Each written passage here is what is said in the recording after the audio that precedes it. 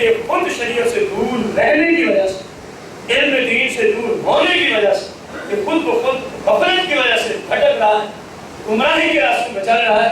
اسلام نے اس کے لیے بہت کچھ سوچ رکھا ہے۔ اگر یہ اسلام کو سیکھے، اسلام پر چلے، تو نہ جانے کیا کیا اس کو انعامات و اکرامات دنیا میں بھی تو آخرت میں بھی اللہ تعالیٰ فرمائے۔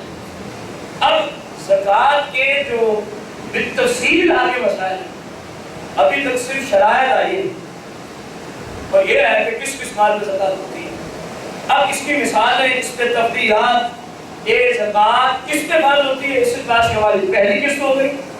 بشرط صحت و زندگی انشاءاللہ الرحمن اگلے جمعۃ المبارک پہ اسی عنوان اور اسی موضوع کی دوسری قسط کو ہم آگے چلائیں گے کہ کس کس اعتبار سے مال پڑھاؤ، کس کس طرح کا مال پڑھاؤ، کیسے۔ مثال کے طور پر ایک بندہ جس کے پاس 1 تولہ سونا، 1 تولہ چاندی ہے، اسلام میں اس پہ بھی زکوٰۃ فرض ہے۔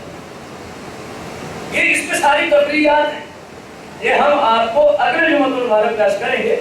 جو آخر میں مسئلہ عرض کیا، اس کو مسئلہ آخر نہ سمجھا جائے، اس کی تفصیل جب تک آپ نہ سمجھیں اس وقت تک اس مسئلے پر آپ کسی کو فتویٰ نہیں دے سکتے۔ اگلے جمعہ پر انشاءاللہ الرحمن اس کی تفصیل آئے گی، اس کے بعد ہی آپ کسی کو بتا سکتے ہیں اور اپنا حساب بھی بعد میں ہو سکتا ہے۔ اللہ تعالیٰ سے دعا ہے صحیح معنوں میں دین سیکھ کر عمل کے ساتھ آمین۔